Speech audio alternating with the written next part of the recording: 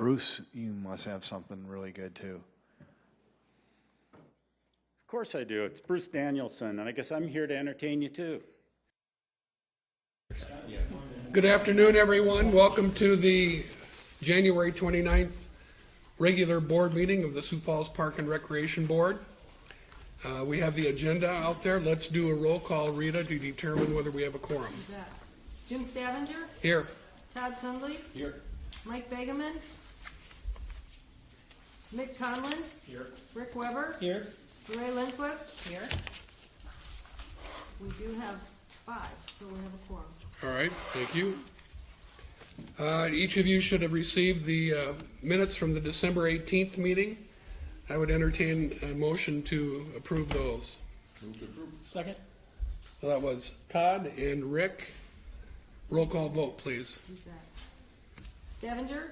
Yes. Sundley? Yes. Conlon? Yes. Weber? Yes. Lindquist? Yes. Thank you. All right, thanks, everyone. Public comment time is the time when those who are in attendance have an opportunity to share their thoughts. If it's something that is on the agenda, we'd ask that you refrain from sharing at the present time and share when the time comes on the agenda. Otherwise, if anyone has something that they want to share in addition to that, now would be the time to do that. But before we do that, let's find out who's here. And please identify yourself and what item you're here for. Leon Younger, presenting the master plan. John Jacobson with Confluence, also with the master plan. Mike Patton, Parks and Rec. Tori Beautiful, Parks and Rec. Justin Arnold, Sioux Falls Golf, Landscapes Golf Management. Dustin Newman with Landscapes Golf Management. Sky Smothers, Parks and Rec. All right, thank you. Anybody have any comments this morning or this afternoon, other than for agenda items? All right, if not, report of the standing committees. Let's take a look at those. Marketing and public needs. We met and just reviewed the regular agenda items and don't have anything further to report. All right. Park system planning and development. No report? All right. Last one, partnerships and recreation.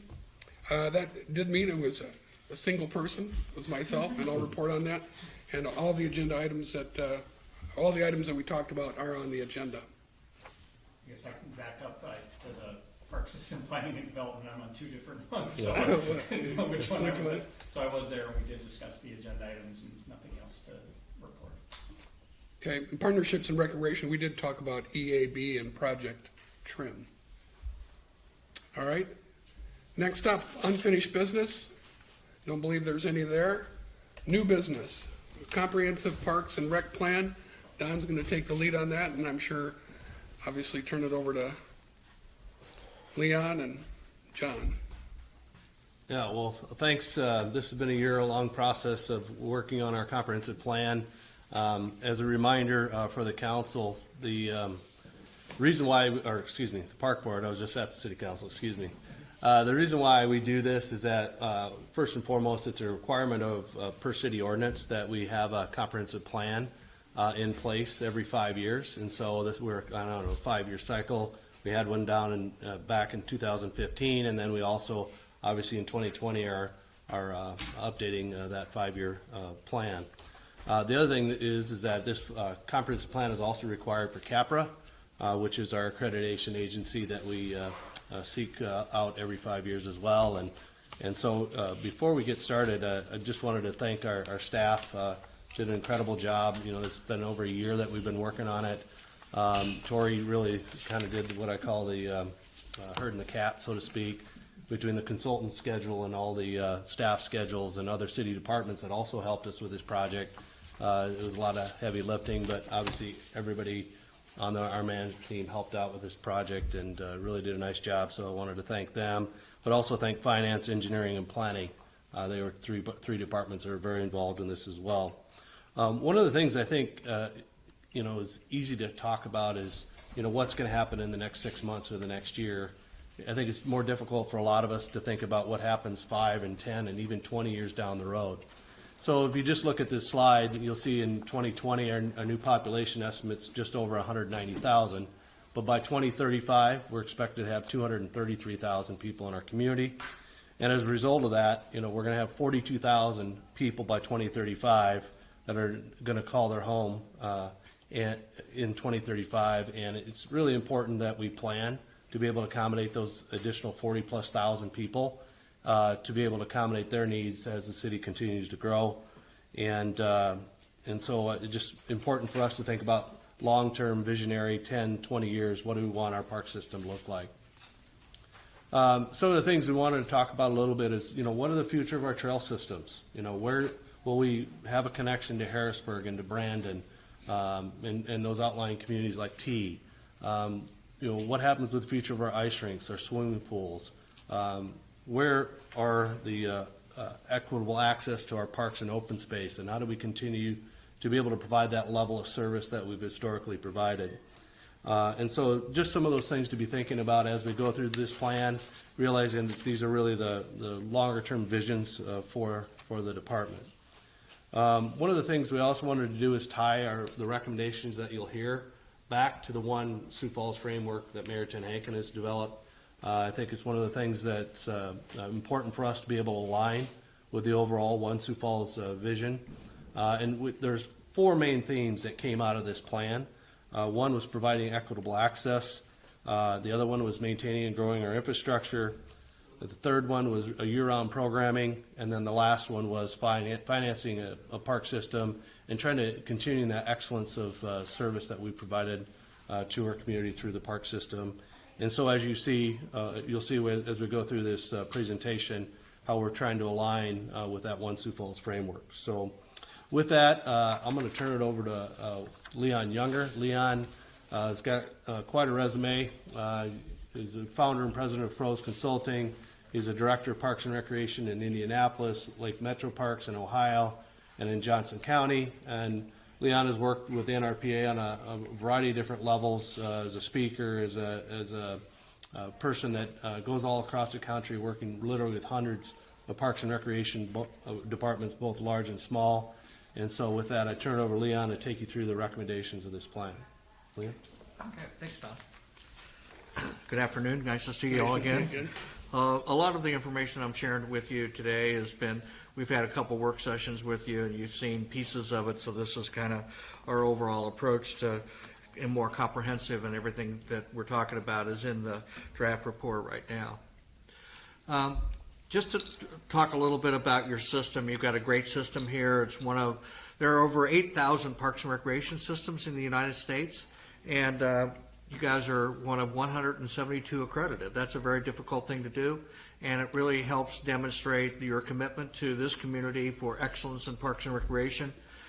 Through this process, we've had an enormous amount of time with your staff, and I'd have to say, we've worked with over 1,200 park systems since I started Pros 25 years ago, and you got an excellent team here with a lot of great leadership, and people know what they're doing, and it's nice to work with people who get it, and more importantly, that they are really committed to this community, which really bodes well for the system as a whole, but also as a board like yourself in relationship to the future. You guys offer a high level of service level for aquatics. You also have some excellent facilities in destination parks in Great Bear and Falls Park, Yankton Trail, your sports complexes. Your trail system is, when it will be finished completely, it will be one of the best loop trail systems in the country, and really ties your community together, your downtown River Greenway, as well as you're only one of 8 cities, basically, that have a Amphitheater now. And of course, the quality of your programs activate your spaces. So those are things that are really good. We started out this process really engaging the community. It was the very first part of our work here. We had 14 community focus groups, 16 one-on-one interviews. We had 3 community forums. We set up a website so people could track our work. And the various pieces of our work were placed on the website so people understood what was occurring and what kind of recommendations were coming out of various elements of this plan. We did 2 surveys. The first one was a statistically valid survey. We had 493 households respond. We had 3,000 households were sent out surveys, and we had a 95% level of confidence. So if we did the same plan 100 times, we'd get the same results, plus or minus 4.4%. But probably more importantly, that the survey really follows the demographics of your community within 4%, which in terms of men and women, in terms of wealth, in terms of location, in terms of race. So I just share that with you.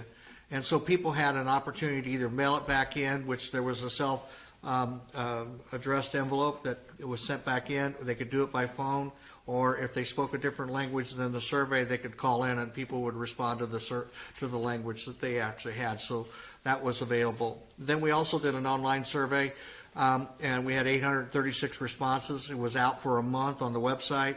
It pretty much followed the same statistically valid survey questions, and it also provided further insight into our community expected. So when we compared 2 surveys together, there were relatively very few changes either way. Most of the questions were almost entirely the same in terms of the results. So when we ask people in terms of satisfaction with the quality of parks, one of the things we work with ETC Institute, they're out of Olathe, Kansas. They do Parks and Rec. They're 2 big surveys they do on a national basis is Parks and Recreation and Transportation. And so with that, when we ask questions that follow other questions of other cities, and the one we're looking here is satisfaction with the quality of parks. In the United States, they typically get 85% satisfaction from people in other communities. Here it's 96%. In satisfaction with the quality of programs, here is 89%. United States 89%, and here it's 92%. And then satisfaction with the overall value received at 61% on a national level, 84% here. So again, I think your community really feels good about this park system and recognizes its value for what they pay for. So as we move forward in this, we went into lots of different methods, but one thing we focused on was the level of service and how we tie that level of service back to the community. We do that by looking at a 5-year projection of growth. We looked at the NRPA, National Recreation and Park Standards. We focused on the community survey, other benchmark communities, and best practices to establish what level of classification and definition of parks that you have here, and mainly to look at fairness and equity as a major component of our work and how that meets the community needs in terms of type of park, whether it's a neighborhood park, a community park, a regional park, or a trail, or amenities that you provide to the community. Through that process, we recognize that neighborhood parks are the largest need, and mainly because a lot of development gets out in front and the neighborhood parks follow the development. And so consequently, when people move in, they feel like, well, when am I going to get my park kind of thing. And so the needs are being met by different types of classifications as well. So if I live next to a neighborhood, if I live next to a community park, that's my neighborhood park because I live next door to it. The biggest issue we found in this is that community parks where people live next to them, people would like to have neighborhood park amenities so that they can walk over and feel like they get the same thing that would happen in a neighborhood park. And so the largest need that we really discovered in this whole process is really indoor space, and that was an area that is really lacking in terms of what you do on an outdoor level is far greater in terms of providing service than you do on an indoor level. And we'll show that here in a minute, but we really see that there's about 90,000 square feet of indoor space lacking, and you'll see that in the survey as well, what people said. So here's your park system. Typically right now the different colors represent different types of parks, and you can see a pretty well balanced approach to where parks are located across the city. When you take in the fact that we have neighborhood, community, and regional parks, but also we incorporated the school parks because the city's involved in buying the land where school parks are located, So in essence, the parks are covered in relationship to meeting the community's needs and the presence that is here today. There's virtually no area in the city that's not serviced, or if it is, it's just a new area just developed, that's not served by a park in this classification now, which we feel is a really good standard, and you've really worked hard to do that. One of the things we asked people was, we looked at it, what did people want on a citywide basis, and then we did it by 5 planning areas, which was south, east, central, northeast, northwest, and southwest. And so we wanted to say, here's what the community as a whole feels from the survey, and here's what each of the regions say.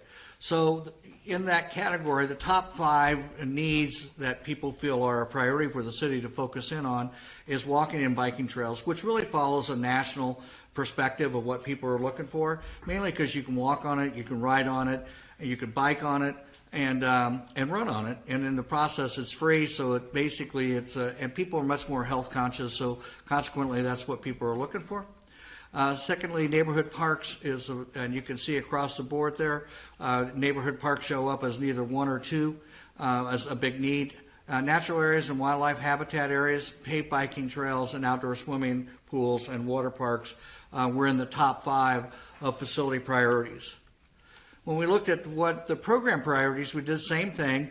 What were the citywide most important needs, and then looked at south, east, central, northwest in the same planning areas. Adult fitness and wellness programs show up as the most unmet need and a priority. Outdoor adventure programs, nature programs, canoeing and kayaking, and travel and tourism were programs that the community felt were unmet need, and it was a priority for the staff to focus on for the future. When we did the plan, we built the plan around 6 community values. One is, what are the community's mandates as it applies to safety, health and wellness, facilities, programs? What level of services does the city want to operate and manage by as it applies to programs, delivery, and parks and park maintenance? What standards do we want to manage by as it applies to programs and park maintenance, land and open space? How do we want to be funded for the future? Who are our partners, and how our partnerships are basically established for public-public, public not-for-profit, public-private, and how you're governed as an organization. So when we're doing a plan, we're building a plan around these 6 principles. Because if any one of those principles is really out of sync, you're going to manage that element of the park system from a defensive position. So we always look at the best park systems in the country are those that are balanced, and they manage these 6 categories in a real a balanced way, where all of them are a priority in relationship to how the organization thinks and operates. So equitable access to parks and facilities, we really looked at, we talked a lot about neighborhood parks. One of the things, when you look at workforce, engaging people, safety and health, and accessible housing, that is part of One Sioux Falls. And so when we were looking at this, how does our plan tie to One Sioux Falls? And those are the elements within One Sioux Falls that neighborhood parks fall into in terms of accessibility. 2 is equitable access to trails. And so again, same thing, tied to One Sioux Falls, and that was an important component, that people want more access to parks and facilities, and trails shows up there. And when you look at this plan, this is your Greenways Plan, and when you look at the 0.5 service area, which has been the standard the city has operated for a number of years, you can see that the majority of people live within the access of a half mile to a park. But what's really interesting about this specific map is that the map really shows the Greenway System. And the Greenway System is really a loop system that really follows, there's only 2 cities in the country that I'm aware of, and now you all, that have what they call an emerald necklace, which really ties all of their trail system collectively together so you can ride throughout the whole city and never get off of a greenway or a trail, which is really a spectacular system. Those 2 cities are Cleveland Metro Parks and Boston. Both of them have an emerald trail system they call an emerald necklace, and it's really quite spectacular, and I think you guys have a great start, and it really demonstrates the community's appreciation in the survey and through our focus group meetings and what people felt like the trails in terms of the future. So additionally, we want to look at maintaining and growing infrastructure. So you have 7 pools in the system, and you have a couple pools at the end of their useful life in terms of number of years that they've been in place. And so they're in that 45 to 50 year category. It's hard in this kind of climate to be able to get more than 50 years out of a pool. And so it's something that has to be dealt with, and the public really demonstrates that through the survey and through our focus group meetings, the importance of maintaining and growing infrastructure. When you look at the pool maps, this is the maps that demonstrate that currently your pools are covering the majority of the city in terms of meeting an expectation for a level of service. And but if any one of those pools were taken out of the mix, it would limit and would take away from the experience of that part of the city. The next thing we looked at was year-round programming and indoor recreation space, and I mentioned this at the beginning that this was, we feel like, is an area, and it was really brought out by the community, that there's a desire to have more time for indoor space and more type of experiences than what your school programs, after-school programs, and your school site programs basically provide. So here are your indoor recreation spaces, and the green demonstrates the level of service, and that level of service is based on a square footage of the size of those recreation spaces. Your recreation facilities right now are open about 40 hours a week. Typically, recreation community centers, multi-generational centers are open anywhere between 100 to 110 hours a week, and they serve people of all ages, have wide age segment appeal. And this is a limiting program. It obviously has worked. This follows really in the 60s and 70s. Your after-school program, your community school model was really kind of the in thing in the 60s and 70s. And so cities and schools built facilities jointly together. And that really started to change.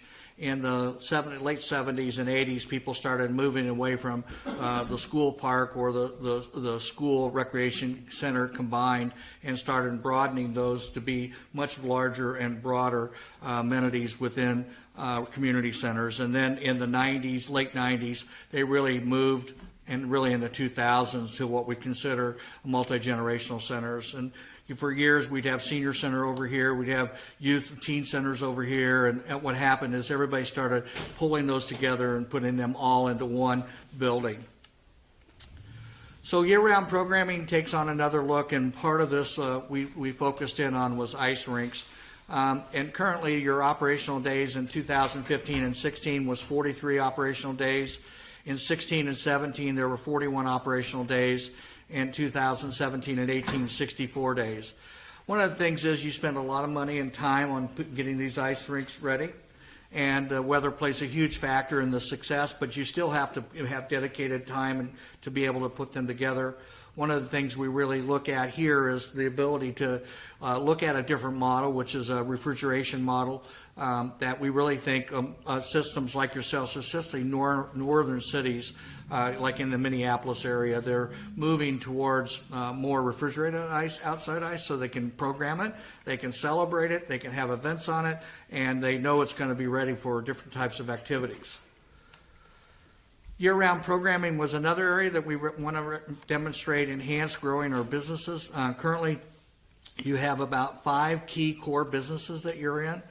Most park systems your size have about 10 to 12 core businesses, and that's an area that we really recommend broadening and looking at opening up. But again, a lot of that is facility-based, but the ability to grow that is an opportunity, and it really shows up in our survey as well.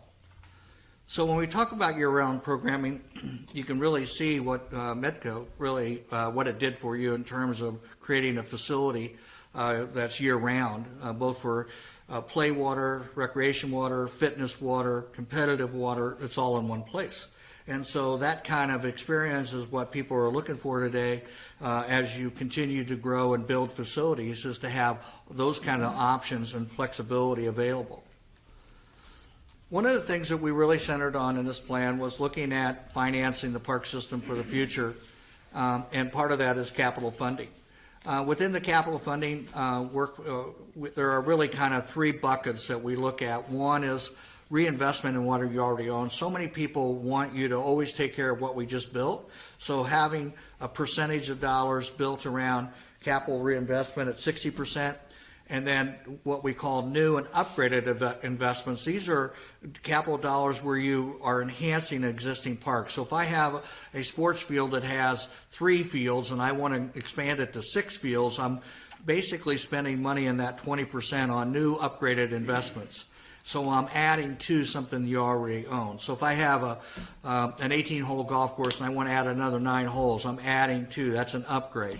And then you have visionary projects. And visionary projects don't come along that often, but when they do, they're spectacular. Midco was a visionary project, and it was one of those things about where you spend money. And the important thing is this is kind of best practices, and it's been really refreshing because we went through and John did all of this work with the staff, putting together how capital funding has worked in the past. And it's pretty close to really this best practices and where the city has spent dollars in the past. One of the things that we look at too is outside funding, and you do have outside funding helping to support the zoo here and some of your other signature parks, but you don't have a park foundation. A city this size typically has a parks foundation, and parks foundations are really kind of been around for really almost 40 or 50 years, and but it helps communities your size to get people to invest. And typically foundations raise money in 3 or 4 categories. 1, they help you acquire land. 2 is they help build facilities that are needed in the community. 3 is they support programs where it takes additional dollars to support, or people that are in need of help or support, after school programs, summer camps, that kind of thing, they help fund, as well as they really help bring advocacy to your system. And this is one of the areas that we're making a recommendation in as well. When we talk about financing the system, we're really talking about also business development. You have a lot of facilities that have a business component to it. In other words, we have you offer services that are public good services, and then you offer services that have a private good to it.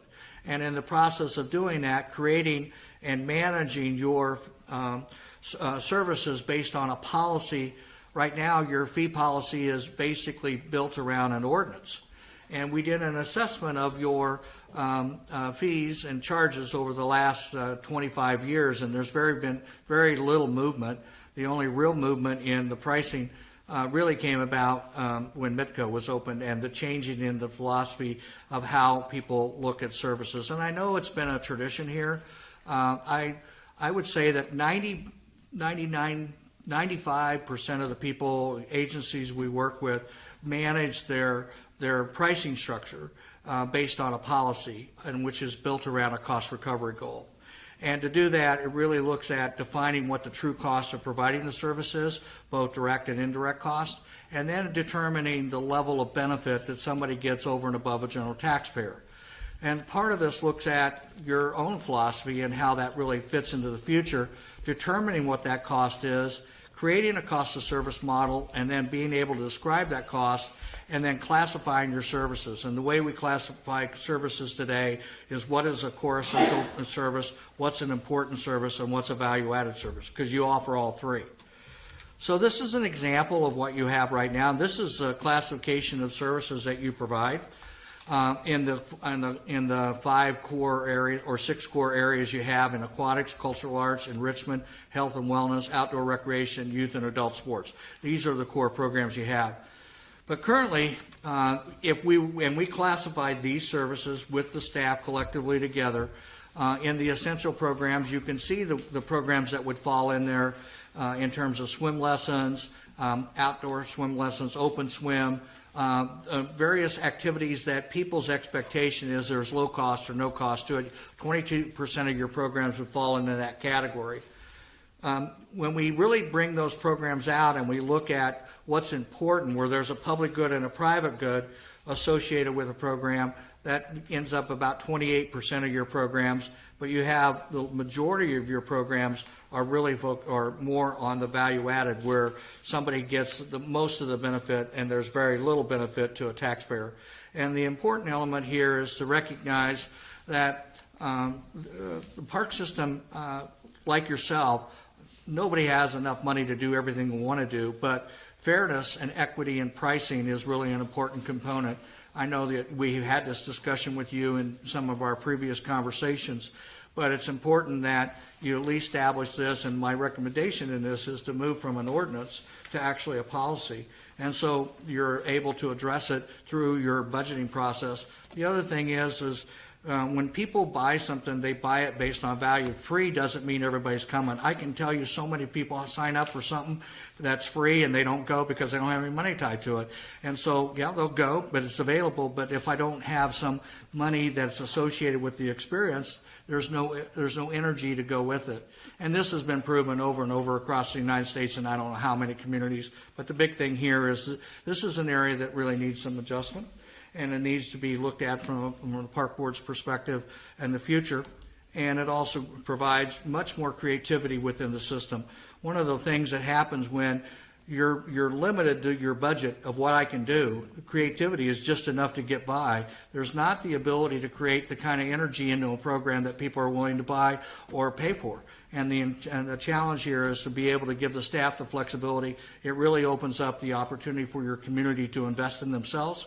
And the big thing is, if you can't look at a fee as a tax, because it's not. It's really about the level of benefit they receive over and above a general taxpayer.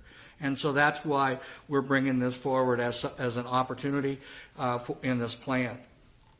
So typically we would do, when we do a full cost of service, we're looking at both the indirect and direct costs of providing that service. So consequently, there are things here that the city would do regardless, but when somebody has exclusive use of a facility or something within a program that they get 100% of the benefit, then you have to ask yourself, is that the responsibility of the tax dollars to pay for or taxpayers? Typically, we see cost recovery goals in aquatics anywhere between 50 and 100%, depending on the activity and what level of exclusive use somebody gets. The same thing in cultural arts. You can kind of see the balance between 50 to 75%, health and wellness 50 to 100%. A lot of times there is personal trainers, so why should a taxpayer pay for my personal trainer? So that's where the degree of value changes based on what the individual or group gets in terms of what the cost recovery goals in best practices in parks and recreation around the country. Leon, question. Yes. So on this one, can you just give us a swag on where we are? Right now you're 19%, Sky, 19%, right? 19% cost recovery. As a roll-up of everything? Mm-hmm. Okay. Okay. One of the things on the survey, we asked people about what they thought about it. So what's really interesting about this, the people's willingness, 100% to cover programs for special population and disabled, programs for low-income residents. In our classification, those are essential programs, which would have virtually little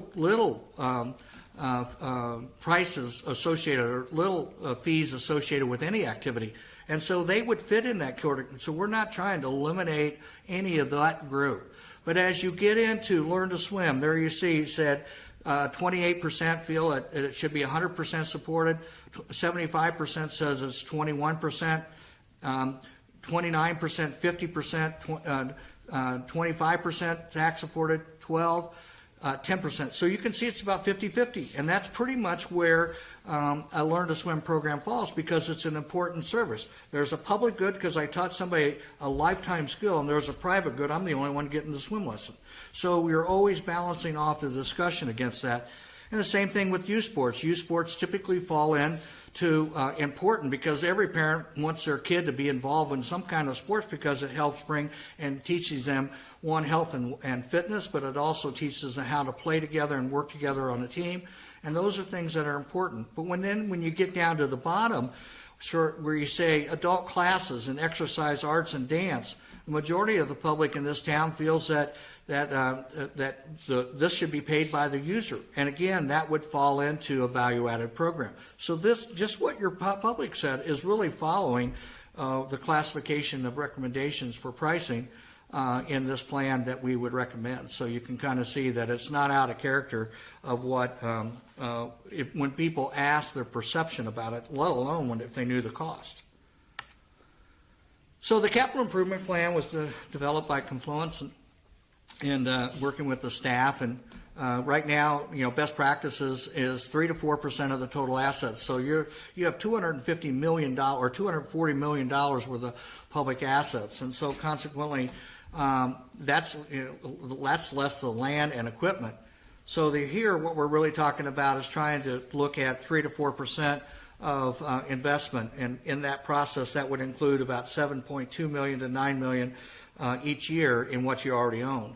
So again, in best practices of 60-20-20, which we talked about earlier, this is where you've been, which includes all CIP, not just sales tax, but all, because you get some grants and you get some other funding sources to help you. But where you can see back in 15 and 16, you were up in the 14 to 18 million in category. But when you balance it all out over the last 10 years, you pretty much have followed the best practices in terms of 60, 20, and 20.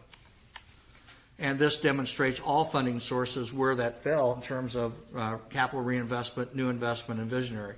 And if you look at 2018, where we're talking about 60, 20, and 20, you really began to see that in 2018 and 19, you're right at best practices in terms of where people are investing money in their system. This happens to be the sales tax anticipated, and this is money that has been set up for the next 5 years. This plan was approved as part of what's being managed against now through the sales tax. So 65% of the sales tax is dedicated to reinvesting of what you already own, and level 2 is in new investments that enhance an existing park areas, 35%. And there's not a visionary project at this point involved with the sales tax for the next 5 years at this point. So the Capital One program, again, we follow the key elements: equitable access, maintaining and growing your infrastructure, year-round programming, and financing the system. So part of that is, again, when you look at this, this is where you're spending the money in the next 5 years is 36% for equitable assets, right at 36% for maintaining and growing your infrastructure at 34%, and year-round programming around 36%. So what we're saying here is that you're following that program, but we would really recommend that you consider adding to that. One is that neighborhood parks, which was the number one element that public supported, that become a higher priority in the future. Maintaining and growing your infrastructure was the pool replacements. Out of your 7 pools, there are at least 3 of those need to be updated and or replaced, including Frank Olson's pool. And then just the whole approach to maintaining elements in community parks that are neighborhood park elements, centering on year-round programming in the future, especially looking at recreation feasibility for planning for larger different types of recreation centers than you currently have today. Look at improving the ice rink replacement program, and then in finances, advancing the development of the Parks Foundation for the future as recommendations that we wanted to add to what's already been in your CIP plan. So our next steps then is to go to the council on February the 11th and ask them to support this plan. So I know that's a lot, but that's the story. Some question? One of the questions I had, Leon, was, and maybe it's in there but I didn't catch it. You're looking out 20 years, 15 years on this. Did you discuss what kind of human capital needs there are for the Parks Department to, and did you do any projecting out or? Well, we only or projected out, this is a 5-year categorizing? plan, and Okay. part of that is, and Donna and I had some discussion about that today, in terms of positions, we've recommended a couple positions that need to be filled, but if I truly understand what my costs are, and typically what agencies kind of strive for is that their total cost of staffing is around 60%. And so as they continue to grow, keeping the balance of my budget tied to people to be in that 60% category is an important benchmark. And we've talked a lot about that. As they add, those dollars need to come right with it. Okay, thank you.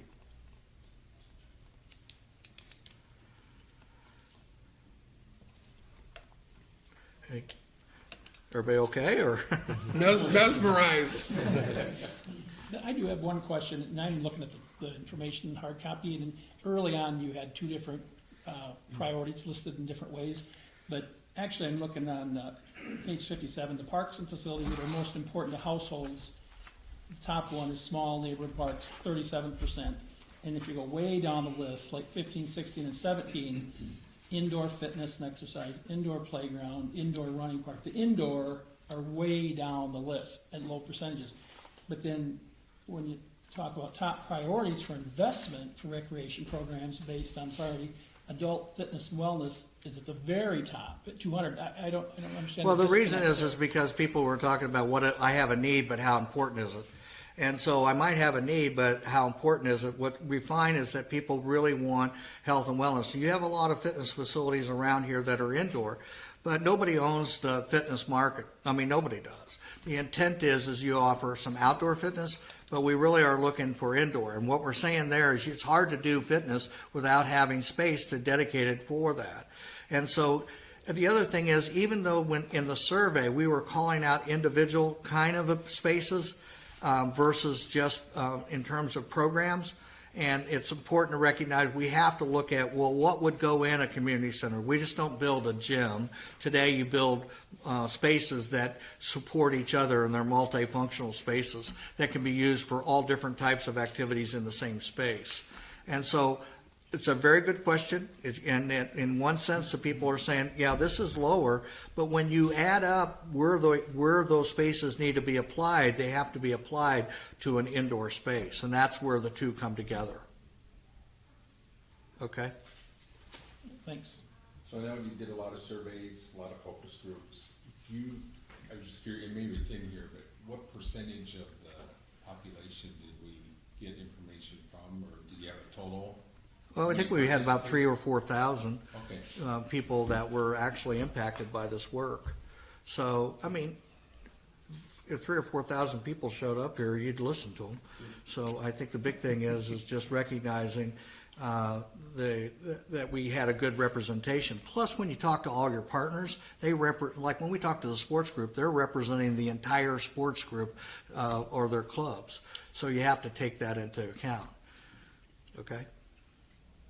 Yeah, and I think that's, just to add on to that, is that that's why we do it, instead of just a online survey, having that random sample go out to know that it's just statistically valid, so that we can verify that, I think, Leon, if you did the survey 100 times, you get the same result, plus or minus 4%. And I So think go ahead, Don. And we really rely on that a lot because what we found even, back in, I think, 2013, when we last did a survey like that, where we asked people what your recreation needs were, the thing at the top of the list was indoor aquatics.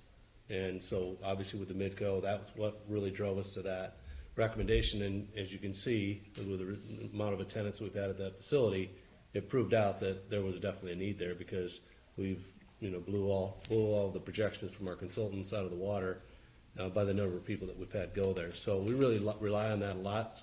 It takes the emotion out of it and really deals with the facts. And so I had the same question you did too, Rick. It's like, hey, it's down here, but how can it be, you don't really need indoor recreation space, but adult fitness and wellness is the top priority, so it's a little Well, and hard the to other thing is, if tie you it ask back. most people, said, well, what do you think a community center or multi-generational space would look like? Most people would think, well, this is what you've been offering. It's an after-school center. It's not really looked at it in a broader context. So I think the big thing is we recognize that this is what people want to do, but it requires indoor space. If you lump all those spaces together, that's what the community center looks like for the future.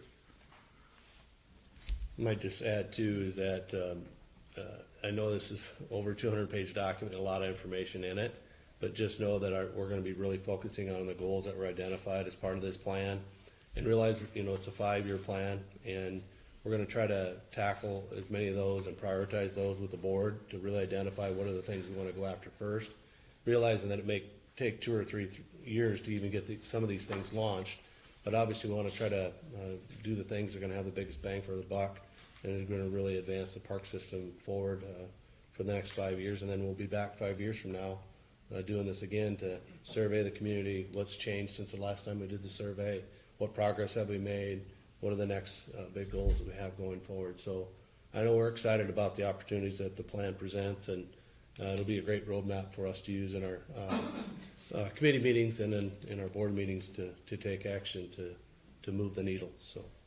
We also created an action plan for the staff to follow. It really rolls up with timelines and people responsible, performance indicators, so that you can follow along with them, because they're all in. I mentioned earlier, these folks get it, so it's good. Anything else?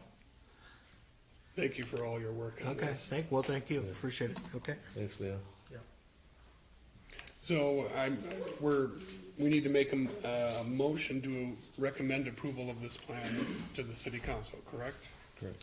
All right, so I'd entertain a motion as such. So moved. So Second. Mike and Lorraine. So let's do a roll call. Devinger, Yes?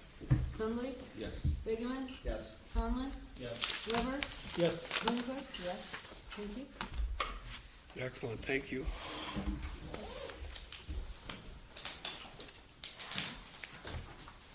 See y'all. Thanks, guys. Yeah, thanks, Leo. He's probably got a flight, doesn't Yeah. he? He's traveled a lot. Oh, I'm sure.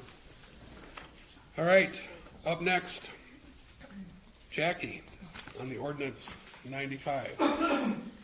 Jackie Nelson, Administrative Manager. So I'm going to talk about Ordinance 95 as it relates to fees.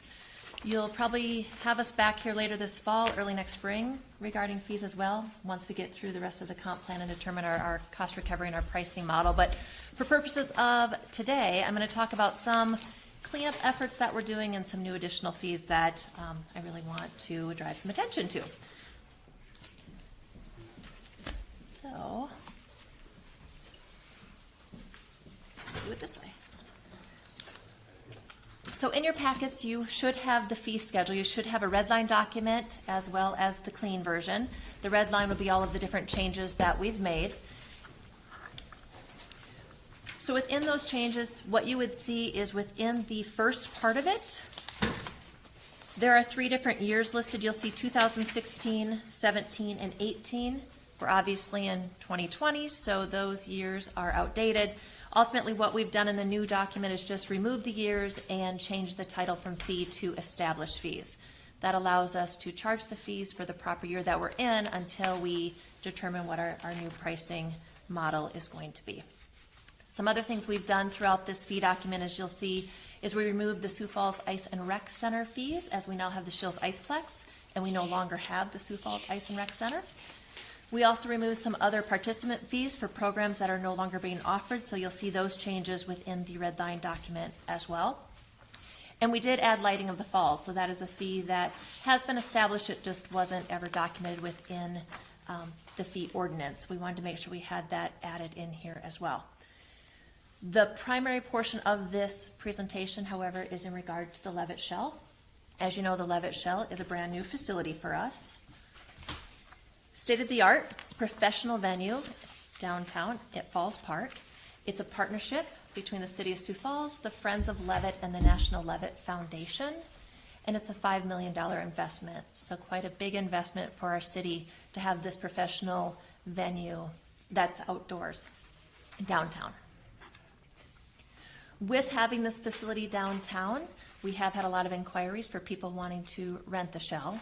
We did not open it up for rentals initially, just because of the inaugural season. We wanted to see how it worked with the Levitt concert series in place and how the ground and the turf would hold up throughout the course of the first year. Now that we have surpassed that first year, we're moving into our second year. We are ready to open it up for public rentals.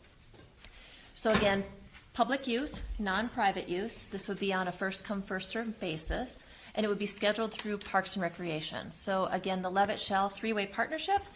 The city owns the shell. We would oversee the application process for renting the shell through our special event application process. The Levitt handles their Levitt concert series. In terms of pricing and rates, we looked at some additional venues, which I'll go into here in a little bit, but we did price based on attendance. So, that was kind of weird. I don't know what happened there.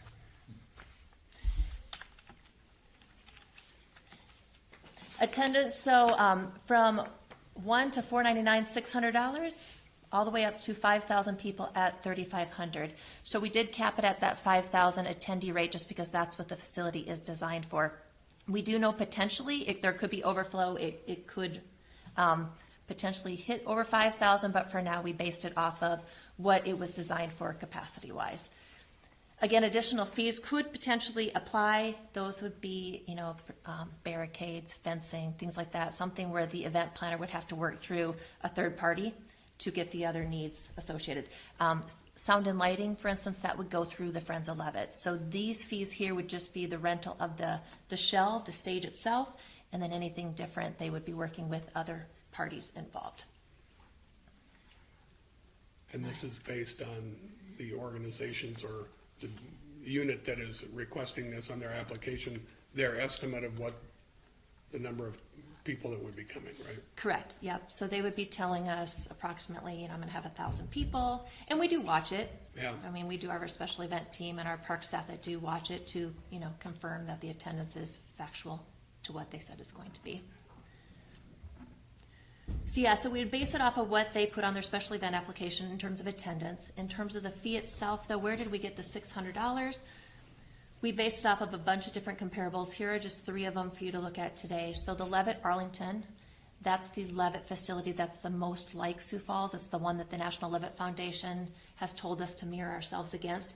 It's designed very similar to us in terms of the space. Their seating capacity is also 5,000. Their rental fee structure is a little bit different. They do start at $300 based on attendance up to $6,500. They do have additional permits and fees that apply that are charged through the different third-party contractors and vendors that they work with. Something that they do not have that we have would be the restroom space. We have a very nice public restroom on our facility. They do not. I know they're currently fundraising to have that, but that would be one of the key differences, I would say, between their facility and ours. They do bring in food trucks and things similar to us as well. But from an overall seating capacity layout perspective, they are very similar to Sioux Falls. Another one that's regionally close would be the Pinewood Bowl in Lincoln, Nebraska. That one seats 5,500. There's a rental fee or a $100 application fee, and then it's $100 per hour for a minimum of 6 hours. So you're looking at $700 to rent the facility in Lincoln, Nebraska, and that is located within one of their city parks as well. And then Des Moines, Iowa, the Simon Estates Amphitheater, that one is right along the river. Seating capacity of 1,200, so a little bit lower than our 5,000 capacity, but very similar. It does have the stage, it has the lawn seating. It doesn't have the restroom capability like we have. It doesn't have all the electrical capability that we have in some aspects. But fee-wise is very similar. So that 4-hour time block is $550, $100 an hour after. For free events, for fee-based events, they do charge more. So that is something that we're currently not proposing. We're just keeping it at a standard fee for now. And you should see all of those different fee changes in the red line document in front of you that outlines the Levitt, the different attendees, and what those proposed fees are. And with that, I would take any questions. So is this gone informational? We did take this to an informational in November. Okay. Yep. And what's the timeline? My hope is to take it to city council next Tuesday, or Monday night. Council's on Monday night next week, so I'd take it to council on Monday night and then be able to start booking reservations right away. Okay, Yep. The one thing I will add, the Levitt does have 80 days within the calendar year. So of the 365 days in the calendar year, the Levitt does have 80 of those days for their Levitt concert series. So public rentals would need to work around those 80 days. And those 80 days are May 1st through December 31st, anytime within that time frame. Jack, are you asking about questions just on the Levitt or for the whole document? You can ask about the whole document. So could you explain the splash pass? I can understand that, sold in increments of no less than $50. Explain that a little bit. Yeah, so that, let me go back to it. And Sky, you may be able to answer more too, but that, I believe, is for the Midco. And that's, nothing is changing with that. So it's just it's like a gift card that you can use. It's like a $50 gift card. It's probably the easiest way to explain it, Rick. And then you can use that, bring it in. Yep. Yep. Just like Anytime, a gift card just- or yeah, so if bring you- it back and forth and use it up. Absolutely. Absolutely. Yep. So you can give it as a gift and it works just like a gift card. Okay, sure, thanks. Yep. Jackie, did you also talk about the housekeeping items on a couple of the other items? Yes. No, you did, okay. Yep. Sorry, great. Yeah, so ultimately, it's just a cleanup of fees that are no longer applicable and then adding the Levitt. all right. So for the board, this is another item that would be a recommend approval to the city council on these specific items for the Levitt shell. I'd entertain a motion and a second for that. So moved. Rick? Mick? Stavinger, Yes? Sunley, Yes. Bigeman, Yes. Conlon, Yes. Weber, Yes. Lindquist. Yes. Thank you. All right, thank you.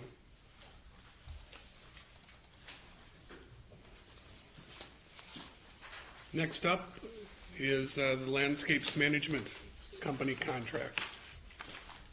Chairman, I'd like to be excused from this vote with your permission. Okay? Procedurally, we need to vote, so we'd like to do a roll call vote to acknowledge and approve Mike's recusal on this. So moved. Right? Mix made the motion. Second? Second, Rick, thank you. Second, Rick. Thank you. Stavinger, Yes? Sunley, Yes. Bigeman, oops, Conlon, Yes. Weber, Yes. Lindquist. Yes. Thank you. All right. You're excused, Mike. Thank you. Don, you're up, right?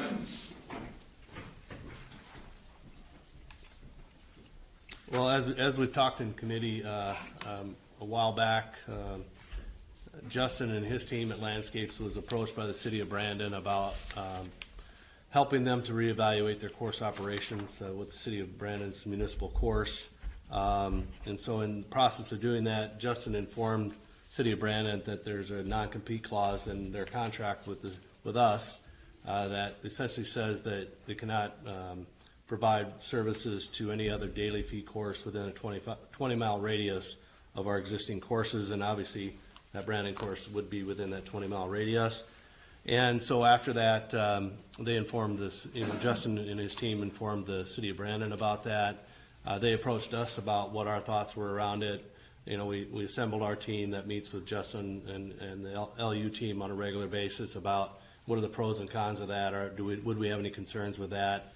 And one of the things that I think we found that would be good is that their approach to it would be a separate management team. So it wouldn't be the Sioux Falls golf team proposing to help with the city of Brandon, but rather a second set of LU folks that would come in and do that. Dustin Newman, he's in the audience, who's introduced himself earlier. Dustin was the guy that originally came in and helped us with the startup of the transition from Dakota Golf to Landscapes Management.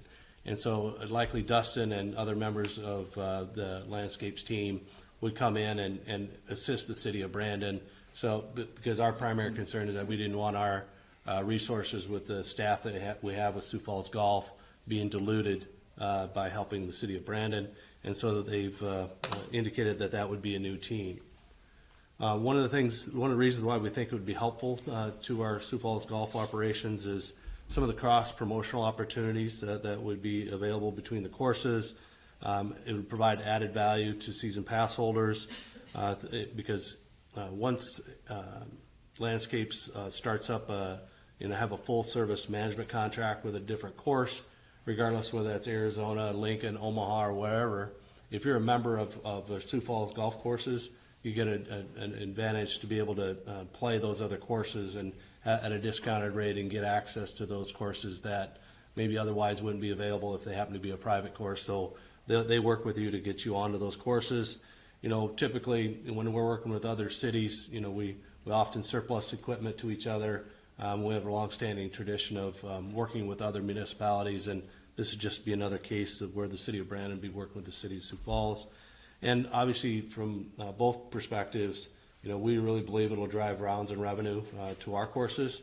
If there was an opportunity for some add-on membership benefits, so to speak, that hasn't been determined yet at this point. There's just been conversation around it, but I believe from our city's team's perspective, there's a lot of people that work in Sioux Falls and live in Brandon, and so we certainly think there's be some opportunities for additional rounds and revenue. And so the amendment is pretty simple, really. It just accepts the city of Brandon out of that non-compete clause, but then it also requires them to employ other landscapes management personnel for the management of any work that they would do with the city of Brandon. And then if there was a staff member that's currently on the Sioux Falls golf team through Landscapes that would like to work for the Landscapes in Brandon, they would need our approval prior to being able to do that. So that's a proposal we have in front of you. We were in front of the city council last night at the informational presenting this as well, and staff recommends approval of the proposed contract amendment. Be glad to take any questions you might have. Any items come up in the council?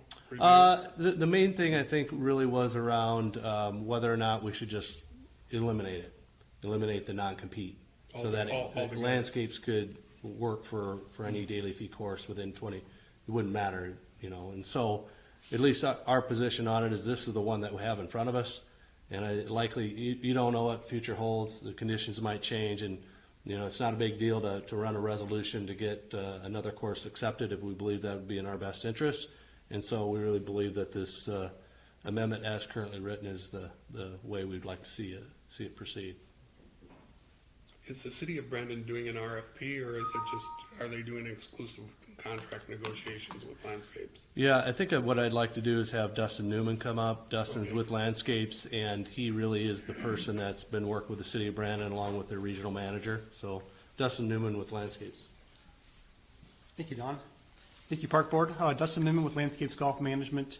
Currently, we have had just beginning discussions with the city of Brandon regarding the golf course, but there's no formal RFP that has gone out. They may look at doing a formal RFP come later on this summer, but nothing has been currently put in place at this point. This would just give us the opportunity to continue our discussions. It gives the eliminates opportunity. your hurdle to be part. That's exactly correct. Part of that. Again, I think we work with a lot of courses that are in kind of a similar regions, and we're able to develop a lot of synergies that can work together.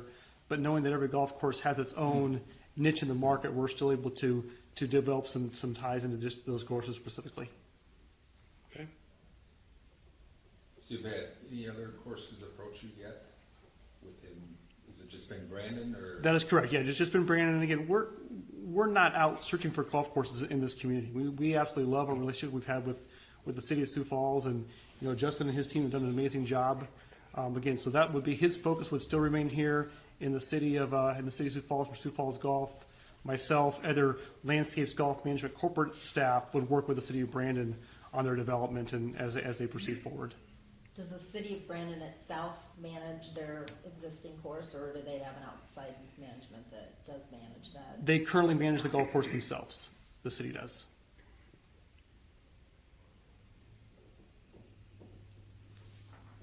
Any other questions?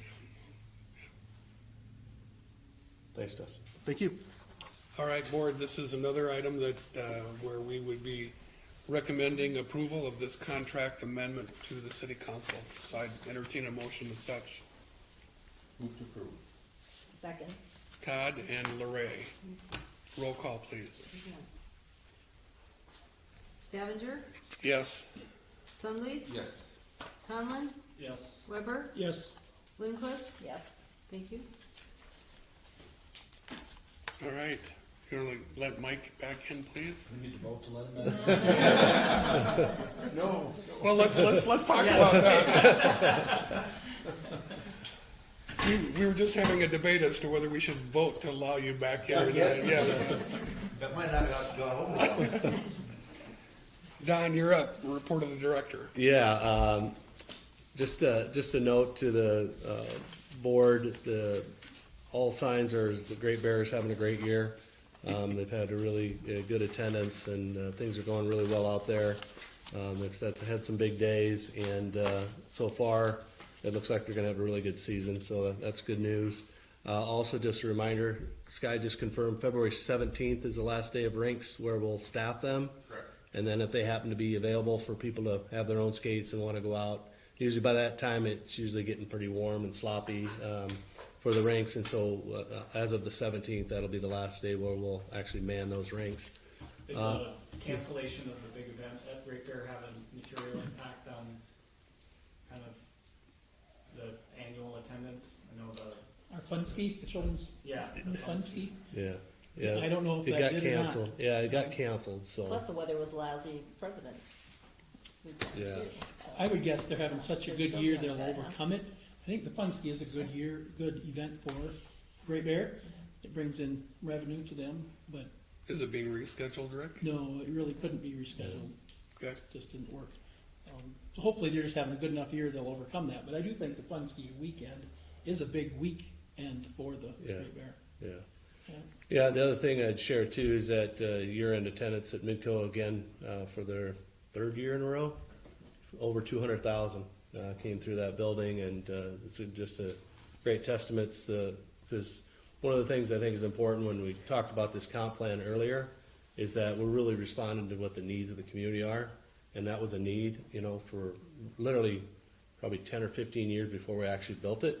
But to actually get it built and see the value that it's provided to the community and meets that need, that's why we do these planning processes. And so just wanted to share that with you. And it sounds like there may be some interest on a story with Kello, wanting to do a story about the success of the Midco and the amenities that it has and how well it's doing, and how popular it is. So. What was the event that was there this past weekend? Sioux Falls. Sky Smothers, Recreation Manager. Last weekend we had Sioux Falls Swim Team hosted the Winter Invitational. So we had roughly just a little bit over 500 swimmers in town competing at the Midco. Just happened to drive past and I'm just interested to see what the parking situation and stuff was, but Yeah. didn't look like it was a problem. Yep. So, thanks. That's all I have unless there are questions of the board. All right. Thank you, Don. I don't believe there were any items added after the agenda deadline.